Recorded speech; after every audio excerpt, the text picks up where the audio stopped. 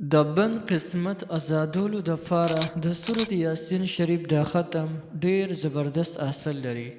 د چا بندې لارې وي، یعنی ټولې لارې چارې بندې وي، نصیب یې بند شوي، که دا ختم شروع کړي دا وکړي، رب العالمین به هغه بندې لارې چارې روانې کړي. بسم الله الرحمن الرحیم. السلام علیکم ورحمة الله وبرکاته. زمارونو او خویندو، که څوک داسې حد ته رسېدلی وي چې هغه د معاش د زندګي هېڅ څه نه وي، ټولې لارې بندې شوي وي، چې کوم یو کار ته لاس اچوي هغه کار کې بس صرف شر او شر وي، په یو کار کې د خیر نه وي، پریشانۍ د حد نه سیوا شوي وي. او بعضې ملګرو لا کمنټ موږ ته کړی و، هغوی وایي داسې وظیفه راته وښایئ چې هغې سره زمونږ تمام مشکلات حل شي، تمام پریشانۍ مو سره ختمې شي، ټولې بندې لارې چارې زمونږ آزادې شي. بعضې کسانو د ویزې دپاره یاره زما ویزه زر راشي، د دې دپاره خاص وظیفه غواړم. ان تر دې چې کومو ملګرو د کوم یو حاجت دپاره کمنټ کړو ماته، نو هغوی که د سورت یاسین شریف دا ختم وکړي په دې طریقې سره چې دا کومه طریقه درته اوس ښیم، نو انشاءالله چې د کوم مقصد دپاره تاسو وکړو هغه مقصد به رب العالمین د ستاسو پوره کړي.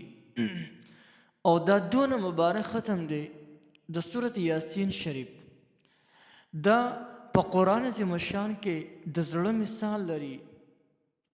د قرآن مجید زړه هغه د سورت یاسین دی. نو که مونږ سوچ وکړو په انسان کې د کمال څیز هغه صرف زړه دی، او زړه کله د انسان نه لاړو نو بیا د انسان نشي پاتې کېدی، دته بیا خلک مرده وایي. دغه رنګې دا سورت یاسین په قرآن مجید کې دومره لوی مقام او دونه مرتبه لري چې د قرآن مجید زړه ورته په احادیث مبارکو کې جناب رسول الله صلی الله علیه وسلم مبارک فرمایلی دی. نو ډېر لوی پاور دی د سورت یاسین شریف. د کم مقصد دپاره دی ختم وشو، همغه مقصد به رب العالمین پوره کړي. که هغه د رشتې د بندش دپاره، یعنې د چا رشتې نه راځي، که د سورت یاسین شریف دا ختم وکړي د هغوی رشتې به هم کلو شي. د چا روزګار نه وي، د روزګار دپاره د سورت یاسین شریف دا ختم وکړي، الله ولا د عزت والا روزګار ورکړي. د دې د ختم کولو طریقه درته اوس ښیم.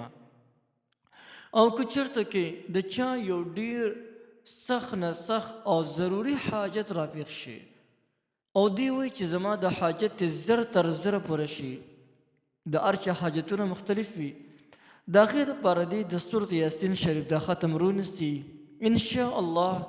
چې څنګه یعنې د سخت نه سخت حاجت دې ولې نه وي، رب العالمین به په یو هفتې کې دننه پوره کړي.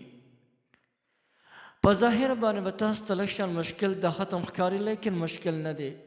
دې ته به زړه لږ شان غټ ساتئ، کامل امید د الله نه ساتئ، انشاءالله چې په لږ وخت کې به ستاسو کار وشي. راځئ د ختم کولو طریقه درته ښیم. د دې د ختم کولو طریقه ډېره زیاته اسانه ده. که په یوازې باندې کولی شئ دا ختم، نو ډېره ښه خبره ده. او که څوک یې په یوازې نشي کولی، ځان سره د نور کسان ملګري کړي او بیا دا ختم مبارک وکړي. د دې د ختم کولو طریقه دا ده چې د ټولو اول به 4 اندام وکړئ، او د هغې نه پس به د قبلې په طرف باندې کښېنئ د تحیاتو په شکل کې، چې څوک هم د دې دغه د سورت یاسین شریف د ختم کوي، ښه په ادب سره د تحیاتو په شکل کې به کښېنئ او د قبلې طرف ته مخکې، او سورت یاسین شریف په 140 پیرې ووایئ. او بیا چې کله 140 پیرې وویل شي، نو د خپل حاجت دپاره سوال وکړه، یا الله زما د فلانکې حاجت دی او دا حاجت ماله پوره کړې، یا الله د فلانکې ضرورت راله پوره کړې، یا الله ماته چې کوم دی هغه نیکه چې کوم دی دغه راکړه ښځه راکړې، که د چا اولاد نه کېږي هغې دپاره دعا وکړي، د چا هغه کار روزګار نه وي د هغې دپاره دعا وکړي. یعنې چې د څه حاجت دپاره دعا وکړه رب العالمین به دا حاجت پوره کړي. خو دومره ده چې دا ختم به 1 هفته مسلسل کوئ، دې کې به ناغه نه کوئ، یعنې دې کې به چوټي نه کوئ، مسلسل به کوئ.